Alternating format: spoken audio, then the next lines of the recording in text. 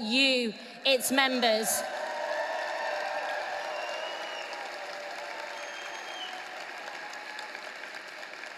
Some will say that the decision to adopt the collective leadership model is a win for me. It is not. It is your win. It is you, the members, who have won. But you need to deliver that win. So if you're watching at home, take out your phone. If you're in this hall, vote yes to the Constitution as amended.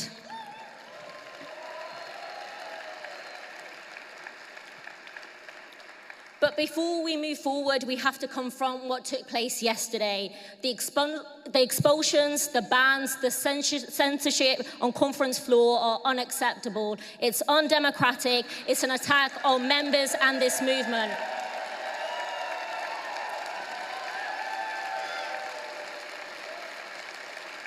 And those decisions were made at the top, not by you. Many of those people expelled found out only after they had arrived in Liverpool. People who had travelled across the country, took time off work, booked hotels, spent hundreds of pounds that they could not easily spare, discovered at the door that they had been barred.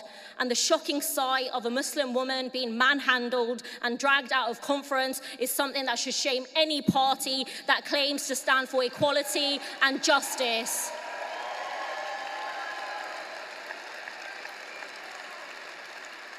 These actions come straight out of the Labour Rights Handbook, the same playbook we have all lived through for years. The witch hunts, the smears, the intimidation, the bullying, the legal threats and the leaks to the Murdoch press. Let me be absolutely clear. The members will not stand for this. The movement will not stand for this. And I will not stand for this.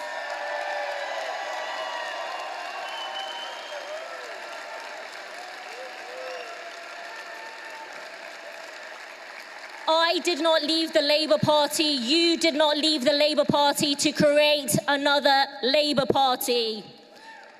And everywhere I've travelled, in over 30 towns and cities across the country, from Worthing to Glasgow, from Merthyr Tydfil to Birmingham, working class people have said the same thing. This party must be run by its members, not MPs. This party must never be captured from above. This party must never become a Labour 2.0. And that is why we are here, to build a new kind of politics.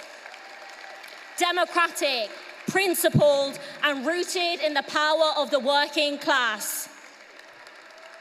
Everyone in this room and everyone outside of this room knows what's wrong with Britain.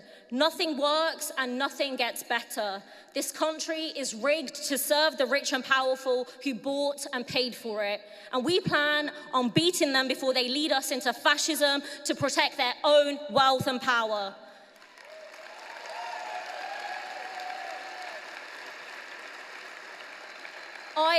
Our diagnosis is simple. In the last 20 years, mega donations to political parties from the rich haven't just doubled, they haven't just trebled, they have gone up 7-fold.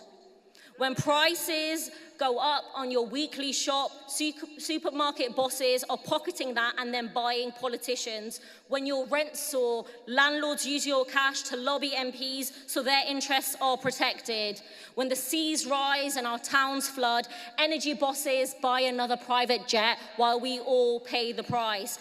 The billionaires buy up our newspapers, our social media platforms, our TV channels to gaslighting us into blaming our neighbours for the mess. They want you angry, just not at them. Our message to our friends and our neighbours is, if you want to know why your life is getting harder and why everything keeps getting worse, know that the people who control your food, your home, your energy, and your media, they are sending billions of your hard-earned money to the Cayman Islands, and they've got 3 political parties, Labour, the Conservatives, and Reform, all sewn up.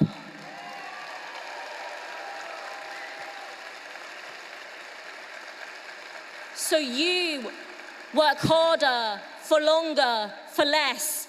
While politicians take money from poor kids and pensioners, everything gets difficult, so offshore bank accounts get fatter. The only thing that none of these old parties will ever say that there is enough room for everyone in this country, except for the rentiers who own Britain and charge us just for living in it. They are the real parasites, and it's about time they got taken on and taken down.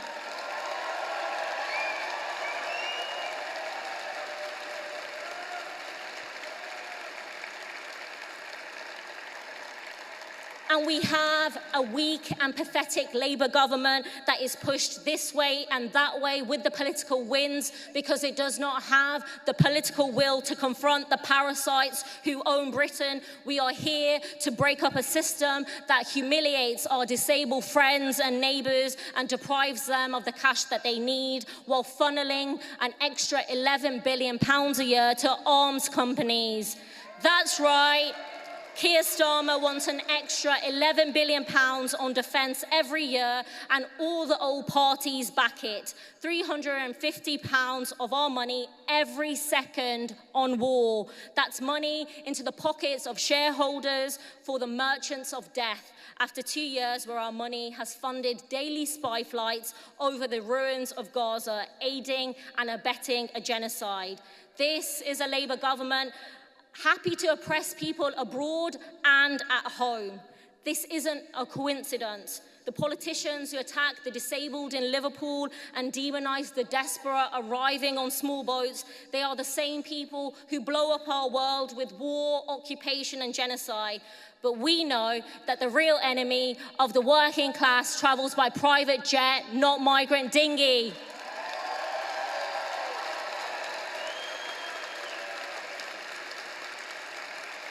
So it's not about stopping the boats, it's about stopping the private jets.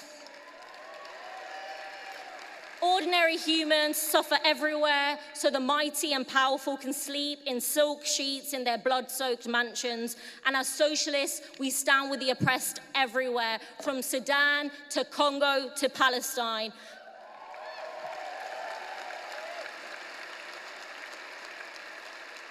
And let me say this loudly and proudly, I am an anti-Zionist, and if we fight for it, your party will be an anti-Zionist party.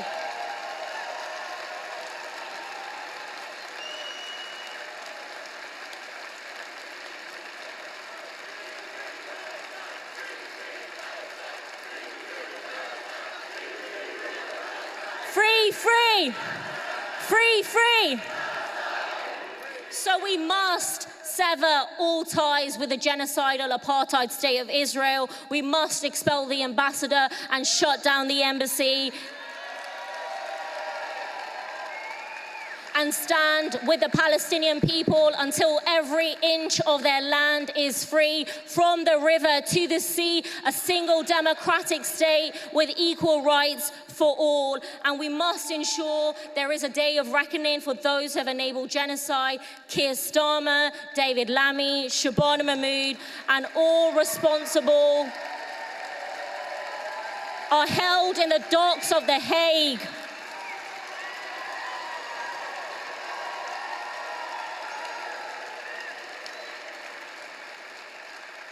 And as a movement, we care so deeply about Palestine, in part because we know that the starvation and annihilation of a people in distant lands shows what our political class would do to us if they thought they could get away with it. The same people who run Britain want you to believe that every refugee is a rapist, while they grab £12 million of taxpayers' money to protect a parasite called Andrew Mountbatten Windsor.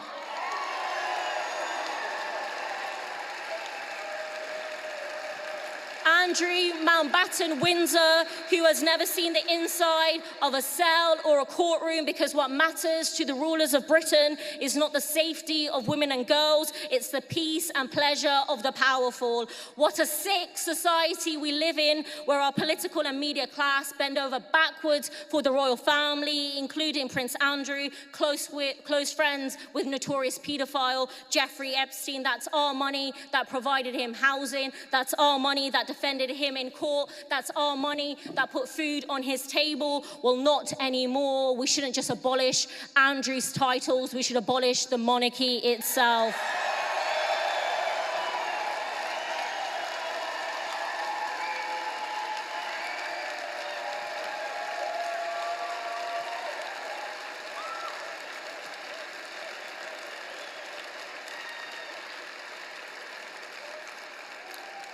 The truth is, we have an epidemic of fake populists who rail against every elite until someone mentions a wealth tax, and then suddenly they go quiet. Just look up reforms donors. They are bought and paid for by the parasites. But the real scandal is that this Labour government is mimicking them. When Farage says, kick an immigrant, Starmer replies, how hard? And shamefully uses the same language as Enoch Powell, calling us an island of strangers. We are not an island of strangers. We are an island that is suffering, and we see politicians constantly shifting the blame from people who actually have all the money. And then we have our Home Secretary, Shabana Mahmood, talking about seizing jewelry from refugees, endorsed by fascist Tommy Robinson. And our politics desperately needs an organized working class that fights back and says, if you come for any of us, if you come for the pensioners among us, the disabled among us, the immigrants among us, the queer and trans among us, if you come for any of us, you will have to fight all of us.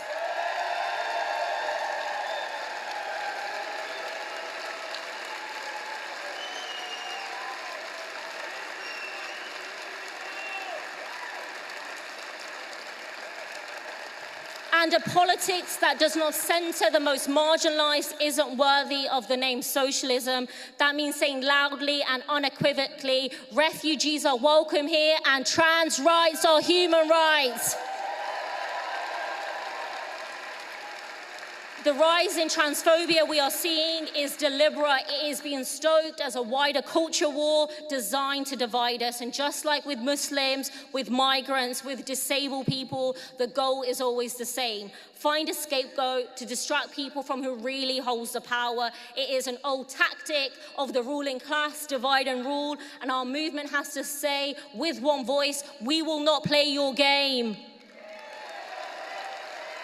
We stand with our trans siblings, with migrants, with Muslims, with disabled people. We stand with the most marginalized. And I stand before you as a proud child from Lozells in Birmingham. My grandparents came to this country after Britain's rulers looted their homeland. We are here, as Sivan London said, because you were there.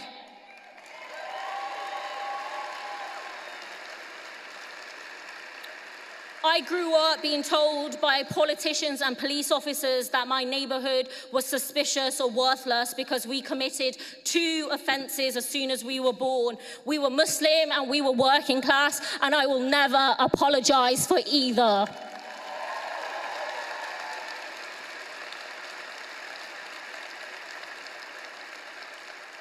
And yes, the stakes are enormous. The old is dying, and if the new cannot be born, this will be the time of monsters. Centrist politicians presiding over decline and decay, pushing people's rage towards the far right.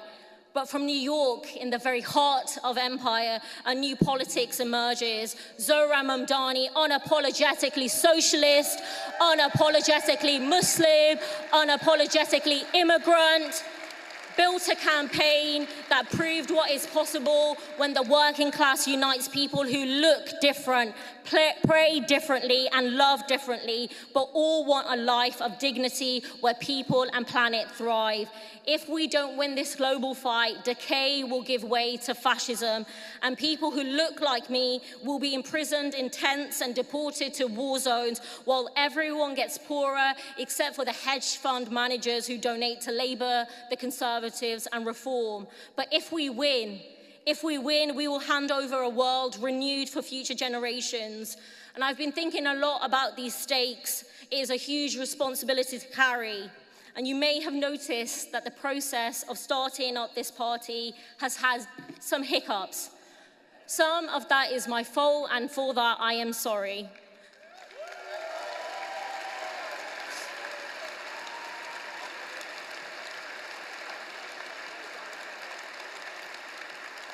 But I want you to know that my aim from the very start has been to ensure that this party is led by you, the members, and not MPs. None of us have ever set up a new party before, never designed its structures from scratch, and that process has been messy. We have to get better at working with each other. We have to ensure that the best cure against any culture of backroom deals is people power, and that's why I've been fighting for maximum member democracy, and we saw your hard work pay off this morning.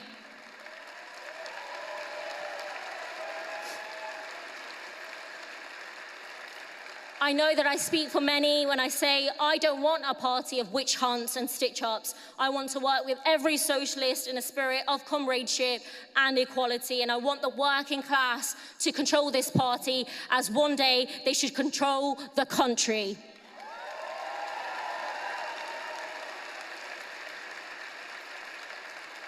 We know that control of our economy has to be taken away from the parasitical profiteers and into the hands of workers who actually generate our collective wealth. We are not here for tweaks of a broken system. We are not here just to lower some bills and sprinkle a wealth tax. We are here for a fundamental transformation of society to replace capitalism with socialism.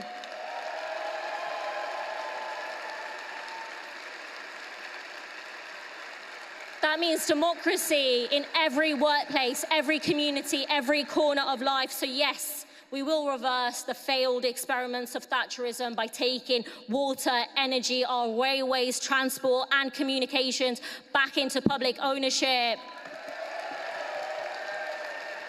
But that cannot be the limit of our ambition. We must seek new horizons, the banking industry, food production, construction, and so much more. Because we know this fundamental truth: the working class can run society better than the billionaires, the profiteers, and the war criminals who rule over us today.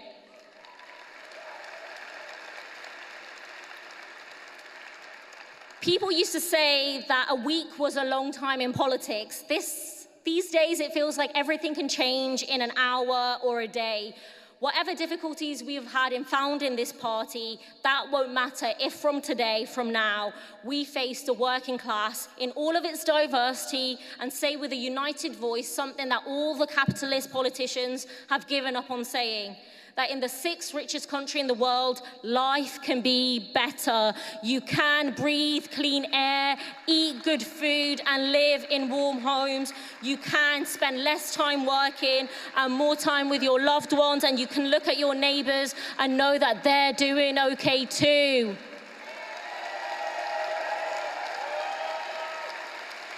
Unless they happen to be billionaires, of course.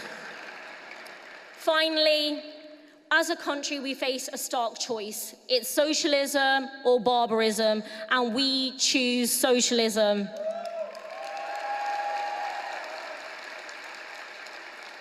And I will leave you with one of my favorite quotes, and I've used this at every event I've spoken at. It's a quote from Arundhati Roy, who says, "Another world is not only possible, she is on her way. On a quiet day, I can hear her breathing." Solidarity, thank you so much.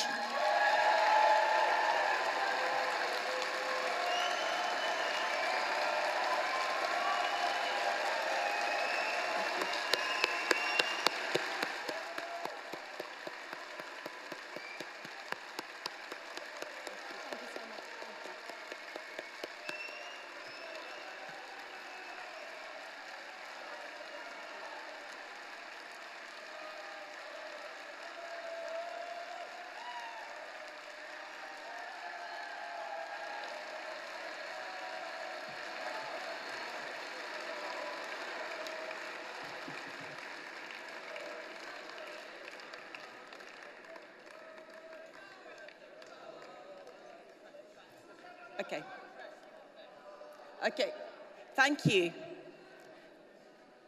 First of all, thank you for being here and for making history. This conference has been organized by a group of dedicated activists, the most self-sacrificing and committed comrades you could meet. The very fact that we are here is a testament to their organizing skills and their determination. This conference is here to change the country. Everyone in this room and people like us across the country are here to take our country back. The people in the boats are not the ones making us poor. It is the parasites in the boardrooms who have been fleecing our country for the last 40 years, polluting our waters, exporting war machines to faraway nations, and leaving us with the bill. We have more food banks than high street banks. Welcome to the world's 5th largest economy. There's a huge weight on our shoulders of everyone in this room and far beyond. We have used the expression socialism or barbarism before, but this time the wolf is truly at the door. Our children and grandchildren will not forgive us if we allow petty rivalries and fragile egos to get in the way. The eyes of the world are on us. Socialists from Palestine to Venezuela are watching. If a former rapper turned democratic socialist can win with all the smears thrown against him in New York, anything is possible, as long as we stay united and focus on the issues that matter: the economy, NHS, housing, and genocide.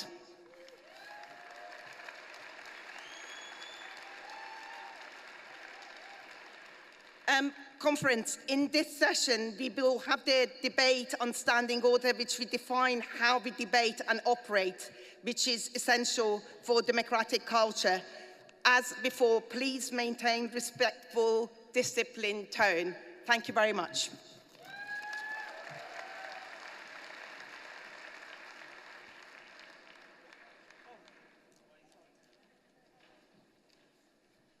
Apology. The standing order will be introduced by our comrade Andrea Gilbert. Apologies. Andrea.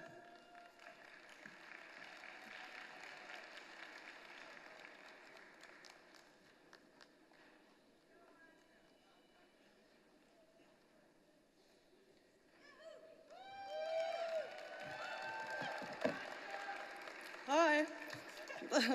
Comrades, I'm not going to take up too much of your time moving the standing orders, both because that will leave more time for debate and because this document, though very important, is perhaps the driest of the lot. So bear with me. The standing orders paper was structured differently from the other founding documents when it went out to members for deliberation at the assemblies and through crowd editing. It was written as options papers, which made the evolution process easier because where members agreed, those options were simply selected. In other words, from the outset, a series of options were put before the membership, different models of our democratic rules, and we all engaged, not passively, but actively, choosing between the options and reshaping the document through genuine mass participation.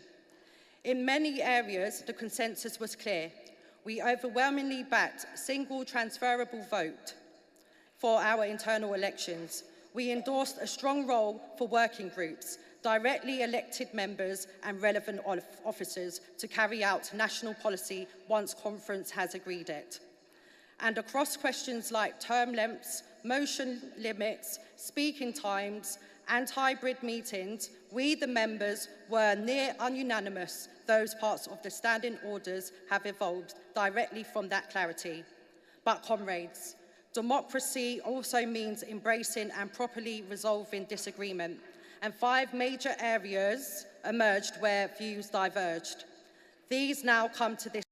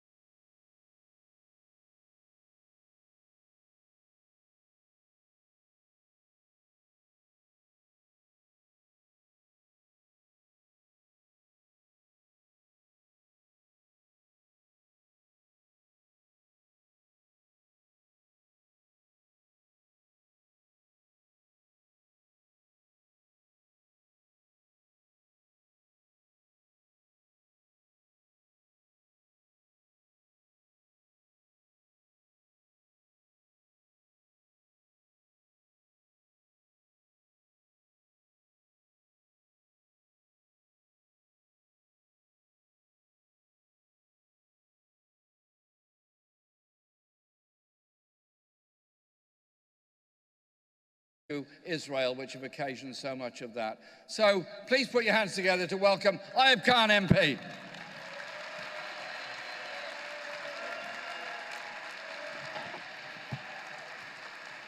Well, good afternoon, conference. It's interesting that on the second day, and 4 o'clock in the afternoon, there is still excitement and enthusiasm amongst all friends in this hall today.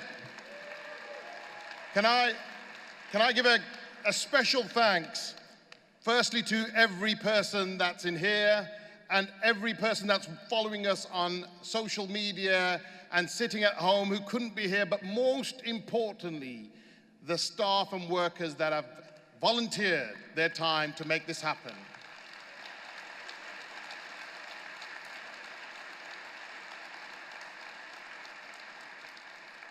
And I would also like to thank Jeremy Corbyn, not for his integrity, his credibility for the last 4 decades of politics, but for giving me and my colleagues that shoulder in Parliament, for helping us navigate through Parliament,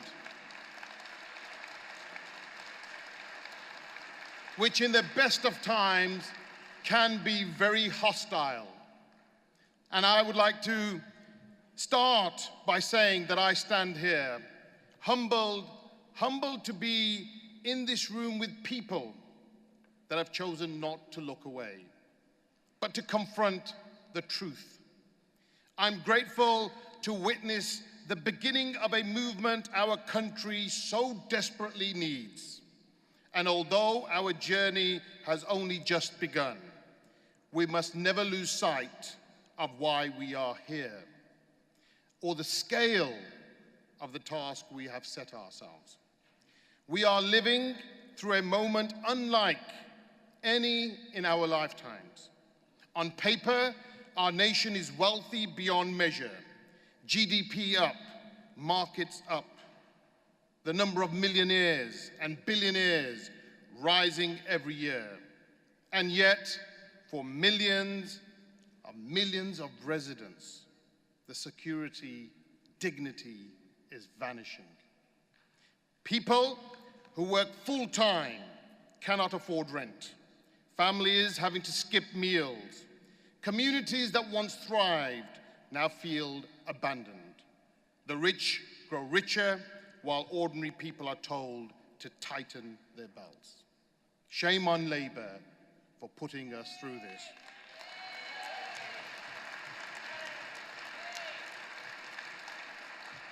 Conference, for decades, the established parties had every chance to rebuild our public services, every chance to protect the most needy and vulnerable in our communities, every opportunity to put people before profit, and time and again they have failed. They have surrendered their commitment to the people who make this country what it is. Every chance to protect the vulnerable has been flawed. So, conference, they have surrendered their commitment to the people, as I say, who make this country what it is. They serve the ultra-rich and powerful, and they do it at the expense of everyone else. I have seen this fallout of their incompetence in the community I represent, an area of inner-city Birmingham that bears the scars of 14 years of government austerity, combined with tax rises and budget cuts at the hands of a Labour-run council. In the space of just a year, my neighbours have only seen a litany of failures on the part of those entrusted with helping them. They have seen their bins go uncollected after the council recklessly cut the pay of bin workers by up to 25%. They have seen nothing being done to bring back jobs into the local community, which is yet to recover from deindustrialization. But there has been no abject failure that better shows how far the traditional parties have fallen than their collective decision to put the interests of violent, racist football hooligans over those of the British public. For the last month and a half, I stood with Jeremy Corbyn and others, and thousands of my constituents to call for Maccabi Tel Aviv to be banned from playing in Birmingham. I, like most members of the British public, believe that the decision of the West Midlands Police to ban away fans was correct, not only in the interest of public safety, but out of the conviction that all Israeli sports teams should be barred from international competition. While we all witness the Israeli government perpetrated genocide in front of the whole world. We supported the banning of Russian athletes after the invasion of Ukraine. We supported the banning of South Africa, during apartheid. We justified those bans because human rights violations demanded consequences. And in response, the political and media establishment rallied against basic truth to write a blank check for a fan base that was found to have perpetuated hate, racism, and violence against the city of Amsterdam just a year ago. The Prime Minister, the Conservatives, and who would have guessed, even the Liberal Democrats. All of them sought to make this about anti-Semitism, and yet they were the ones defending this violent, racist set of Maccabi Tel Aviv as though they were representative of our Jewish communities. Lisa Nandy and others labeled legitimate safety concerns as anti-Semitism. Parliamentarians spoke of Muslim thugs taking control over West Midlands, smearing West Midlands Police and the Safety Advisory Group, dehumanizing an entire community at the time when tensions were already high. They endeavored, conference, to write a blank check to enable violent racists to wreak havoc in our streets, whilst the depriving areas of my constituency lack the funding it so much requires. I'm just losing my train of thought. I think reading off scripts is always a problem, but I was disappointed with the Liberal Democrats. Most of you may not know, but I was with that political party for more than 20 years. I started my political life in 2003 following the invasion into Iraq. Because the bedrock and foundation of my politics has always been justice, equality, and fairness. And I believed that I had a voice within a political party that was not top-down, that I could speak on behalf of my constituents without fear or favor. And I thought that for best part of 2 decades. And it was only until the genocide in Gaza that I realized how powerful some of the elements are within political parties. That they could, at a click of a finger, decide your fate. That the fact that your people that you serve in your communities and their opinions don't matter. The fact that people like Kemi Badenoch and Nigel Farage could refer to us as sectarians. Kemi Badenoch, Nigel Farage, you know nothing about my politics. You know nothing about the communities that I serve and that I have served.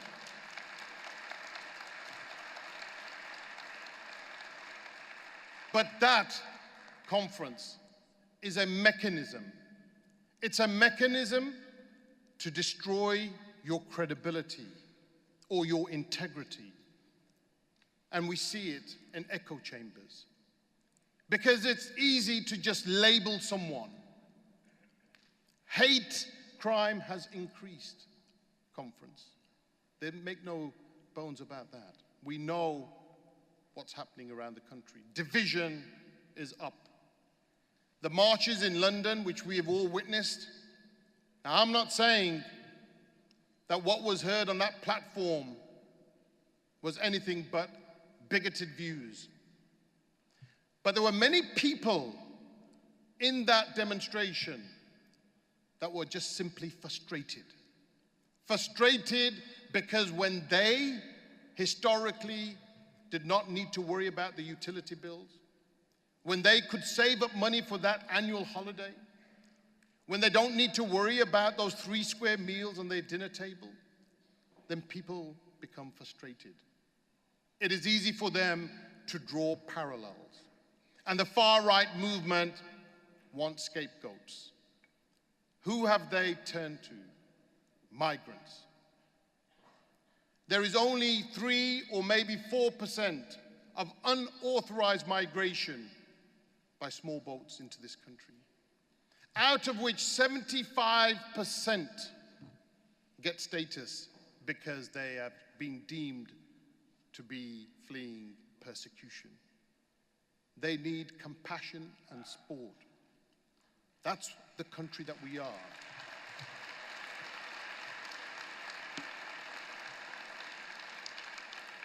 But instead of that compassion, what do we get? Them being attacked. I watched a video the other day of a young migrant in a hotel. She was crying her tears out whilst protesters were standing outside. Imagine that for a moment, conference. You've traveled a perilous journey. God knows what kind of abuse you've faced. And there where you believe you've got sanctuary, you're sitting in your room, and there is chanting outside. How must that make you feel? But that is what we are fighting, conference. We are fighting this false narrative, the false scapegoating of minority communities and all communities that are being targeted by the far right. And so, conference, we cannot falter. Of course, there will be differences, and differences are fine. We can agree to disagree. That is healthy in any political movement. And we've had our turbulence. We've all witnessed it on social media. But that's fine. As long as we are united on the big issues, the fascism, the division. Now, I came into this country at the age of 6 months. My father worked in steel factories. I had the benefit of free education, no tuition costs. In this day and age, our graduates can't even get onto the property ladder. But, conference, I tell you this, there are now 2nd, 3rd, 4th generation migrants that are the very fabric of our society, that work in all sectors.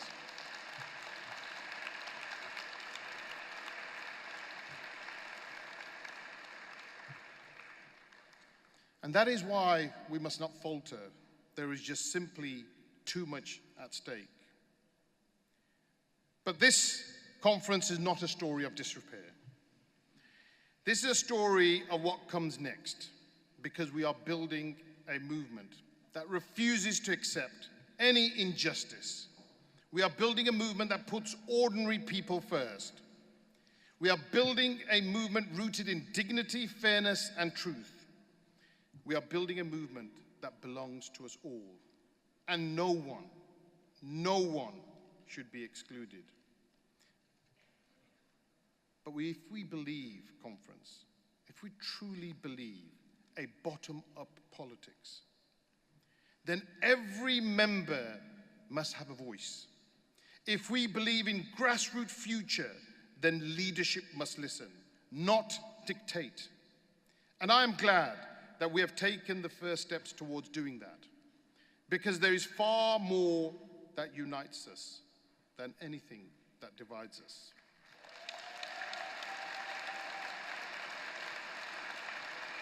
And the sooner we realize that, the sooner we can look to the future. Our struggle is bigger than the pursuit of votes or government. It's about the kind of country we want to become. A country that protects the vulnerable and most needy in our society. A country that stands firmly against oppression. A country where truth cannot be erased by those who own the media. A country that refuses to pit us against one another. That is the country I believe in. That is the movement I fight for. And that is the movement our nation urgently needs. Together we can build it. We will fight injustice wherever it may be found. And together we will change the course of our country for the better. But let me just leave you with what Malcolm X said. Very poignant point. Malcolm X once said, "Be careful of the media, or it will have you hate the oppressed and love the oppressors." Thank you.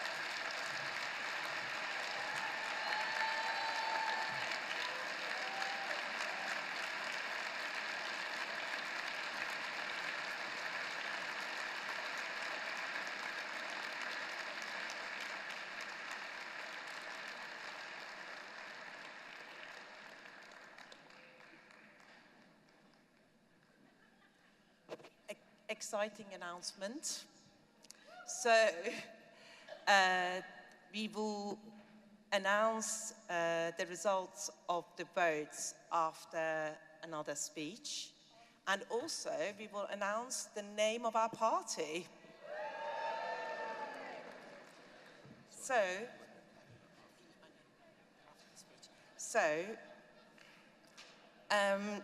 we have Deputy Mayor of Tower Hamlets, Mayam Talukdar, coming all the way from London to bring us greetings, solidarity greetings from Tower Hamlets. What they have achieved in Tower Hamlets on their Aspire should be a roadmap to all socialist council that we will soon have. They have done a brilliant job for our communities. So please welcome Mayam Talukdar.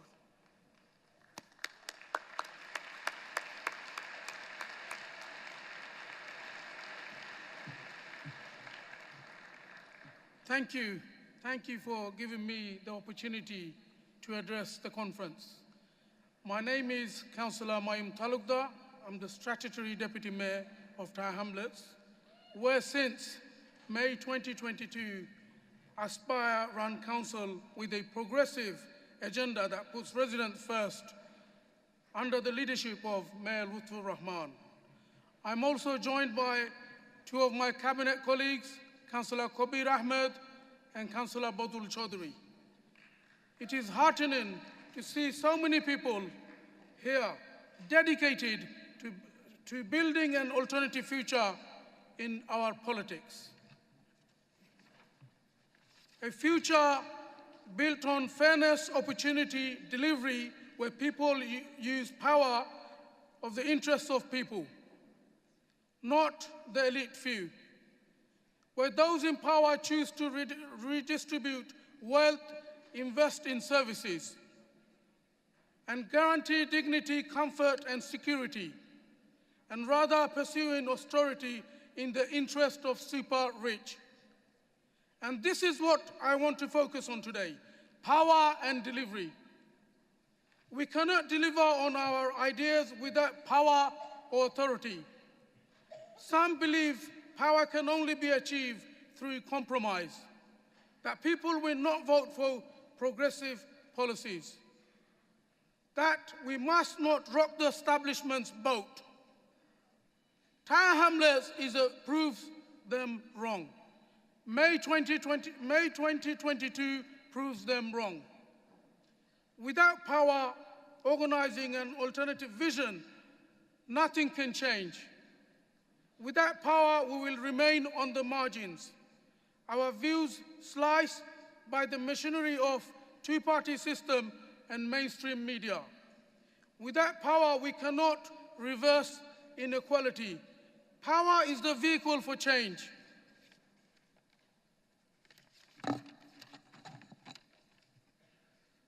In Tower Hamlets, change is exactly what we are focused on.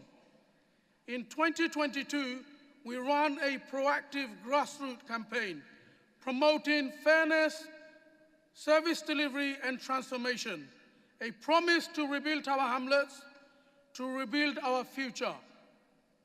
After 7 years of cuts, we offered hope, and that message worked.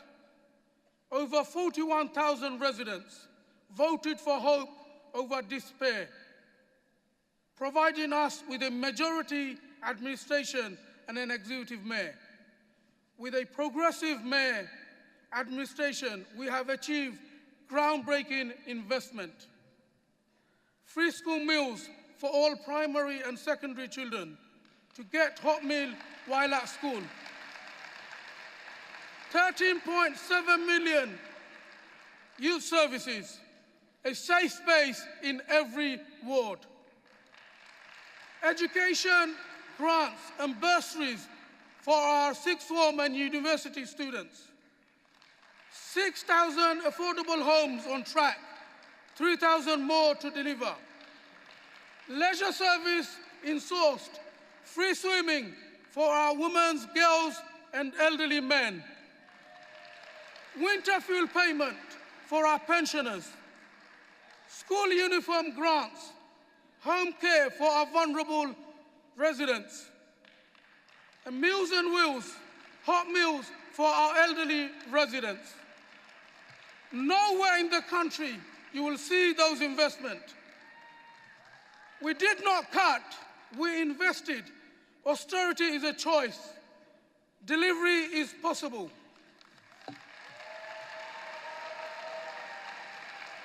So, ladies and gents, your party has the opportunity to take policies like this nationwide. With strong community organizing and a focus on bread and butter issues, we can challenge and change the establishments. In this conference, we have raw power and commitment to begin that journey. And I offer mine and my party's full support. So let's organize, let's deliver, let us win power for the people. Because when power is used for fairness, lives are transformed. And together we will build a future of dignity, opportunity, and justice for all. And finally, special thanks from Tower Hamlets goes to a good friend of ours, to Jeremy Corbyn, who all his life, who fought for inequality, racism. So Jeremy Corbyn from Tower Hamlets, thank you very much for everything that you're doing. Thank you.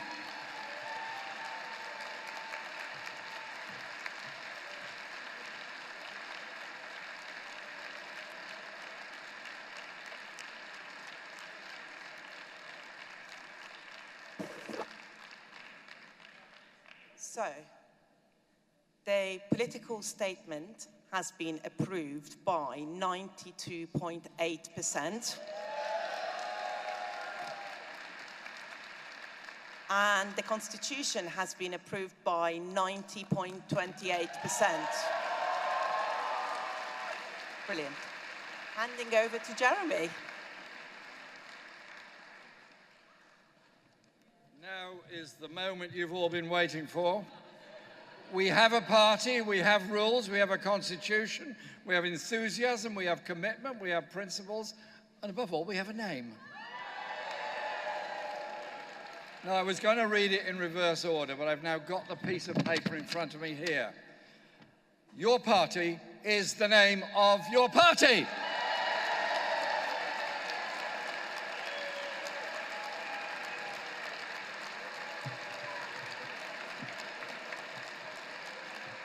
So on every doorstep you can go up and say, they say, who are you? You say, it's your party.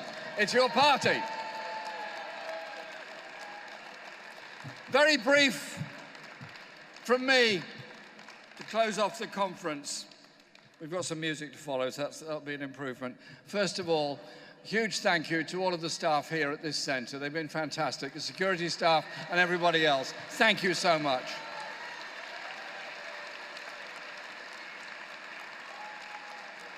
And also, the huge effort made by so many delegates and visitors to get here for the conference, the cost they've spent on it, and all that is a huge sacrifice that many, many, many people have made. And we should recognise that because they've done it because they believe in something and want to achieve something.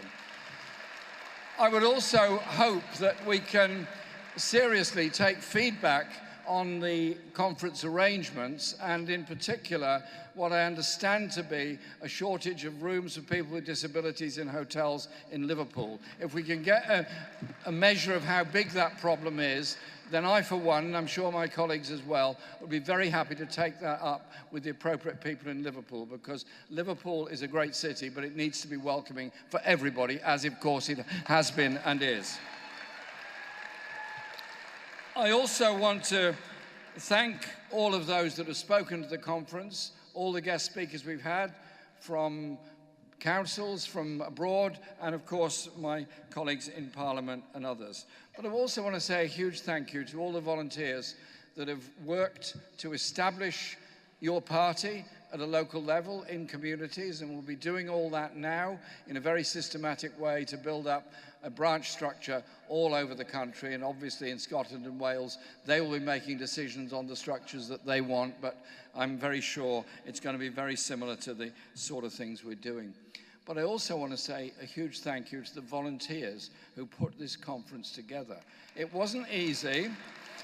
There were a lot of struggles on the way, getting a venue, getting the papers written, and all the rest of it. I understand all the frustrations about the statements, the rules, the constitution, and the drafts, and so on. As I said earlier, and Zara said in her speech, there is no handbook on how to set up a political party. But we have come a long way and learnt a lot along the way. So I want to say thank you to all those volunteers that have worked incredibly hard, particularly led by Carrie Murphy, who did an awful lot of work to make sure this conference actually happened. And it has happened, and we are here. And where we move on from now is, of course, initially a group which will be chosen by Sortition to oversee how we go forward to elections for the Central Executive Committee, and then the party is very much up and running from that point on.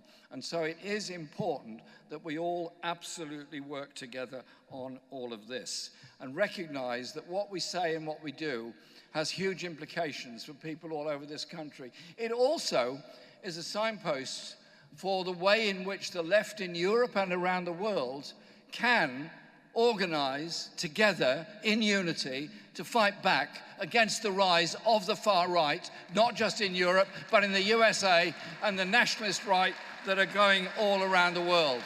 And so the solidarity we've shown over Palestine is right, but we also need to show solidarity against the other conflicts in the world, to bring about peace in Ukraine, in Sudan, in Congo, and recognise what Trump is doing in the Caribbean is incredibly dangerous, not just to Venezuela, but to Colombia and all of the other Caribbean islands as well. These issues are incredibly important. We are a very diverse group of people and supporters. And that is the strongest way of attacking what the government is doing in creating a new, horrible, hostile environment for so many people within our society. The attacks on asylum seekers and refugees, the threats to people who are here with indefinite leave to remain, and the systematic abuse of those people that no will of their own have been put into asylum hotels.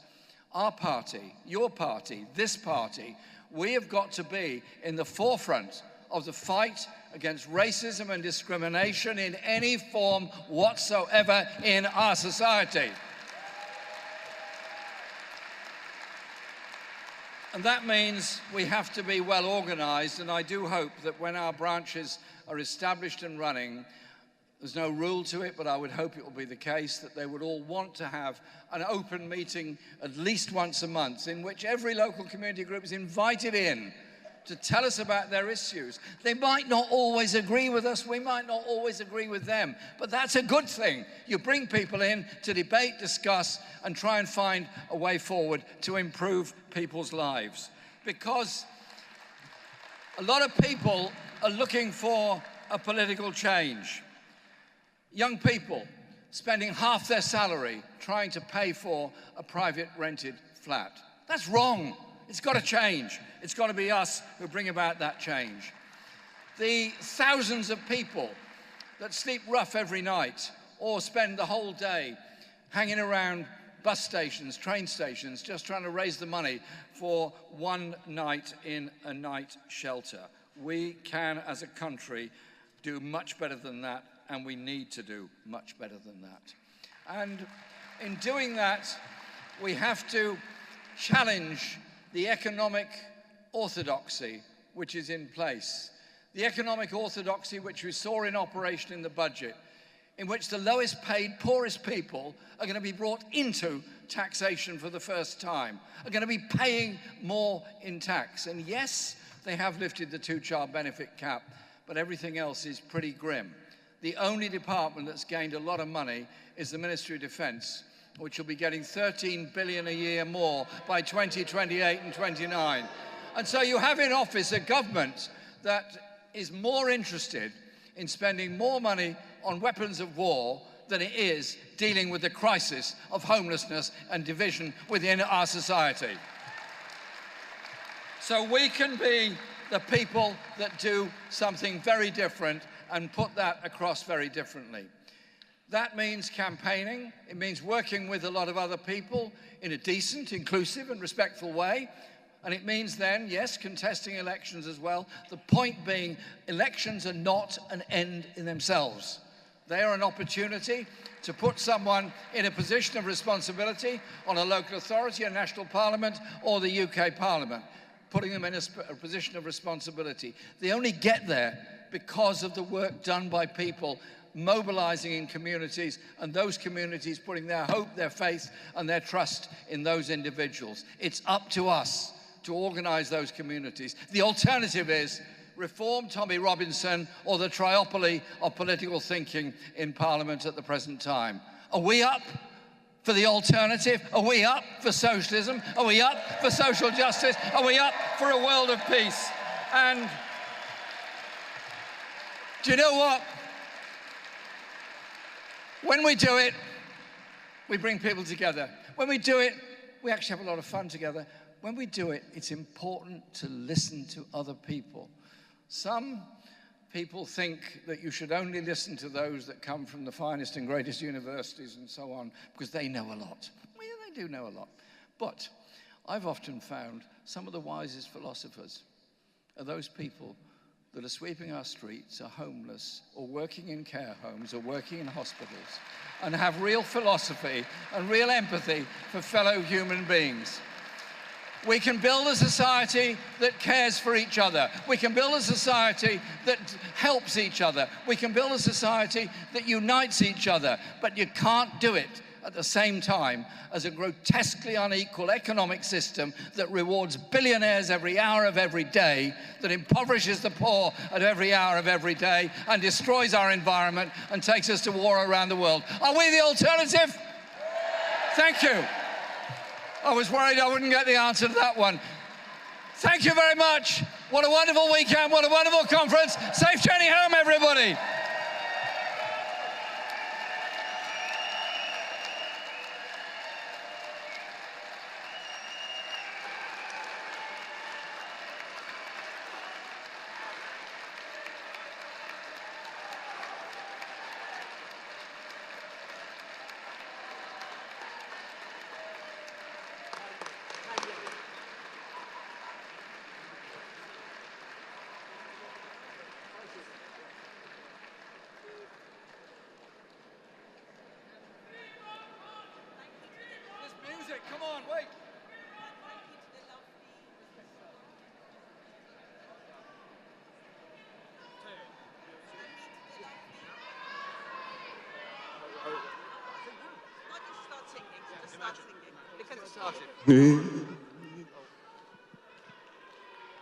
Imagine there's no heaven.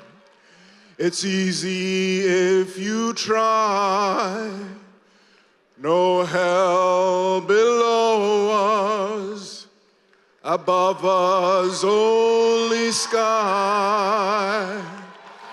Imagine all the people living for today. Imagine there's no countries. It isn't hard to do. Nothing to kill or die for, and no religion too. Imagine all the people living life in peace. You may say I'm a dreamer, but I'm not the only one. I hope someday you'll join us and the world will live as one. Okay. And now we're going to finish with Bella Ciao. You've all got the lyrics on your papers. Woke up one morning and there were soldiers. Oh, Bella Ciao, Bella Ciao, Bella Ciao, Ciao. Woke up morning and there were soldiers. The invasion had begun. Lend me your shoulder, we'll stand together. Oh, Bella Ciao, Bella Ciao, Bella Ciao, Ciao, Ciao. Lend me your shoulder, we'll stand together. But I feel my time has come. And if I die here for the resistance, oh, Bella Ciao, Bella Ciao, Bella Ciao, Ciao, Ciao. And if I die here for the resistance, you must lay me in my grave among the flowers up on the mountain. Oh, Bella Ciao, Bella Ciao, Bella Ciao, Ciao, Ciao. Among the flowers up on the mountain, let me rest among the brave. Someday the people will pick the flowers. Oh, Bella Ciao, Bella Ciao, Bella Ciao, Ciao, Ciao. Someday the people will pick the flowers and they will remember my name. This is the flower of the resistance. Bella Ciao, Bella Ciao, Bella Ciao, Ciao, Ciao. This is the flower of the resistance and those who died for liberty. This is the of the resistance and those who died for liberty. The flower of the resistance.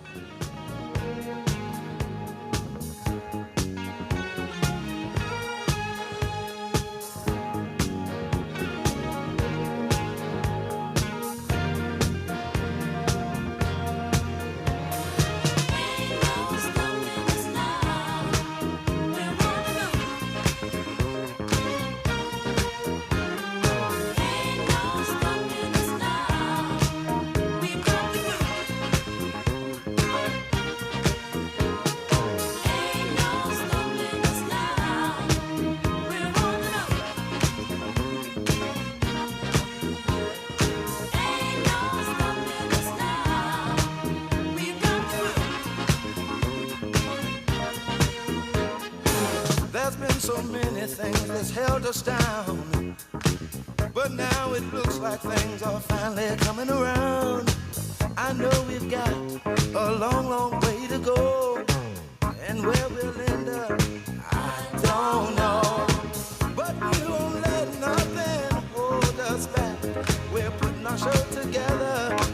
polishing up our act. And if you've ever been held down before, I know you refuse to be held down anymore.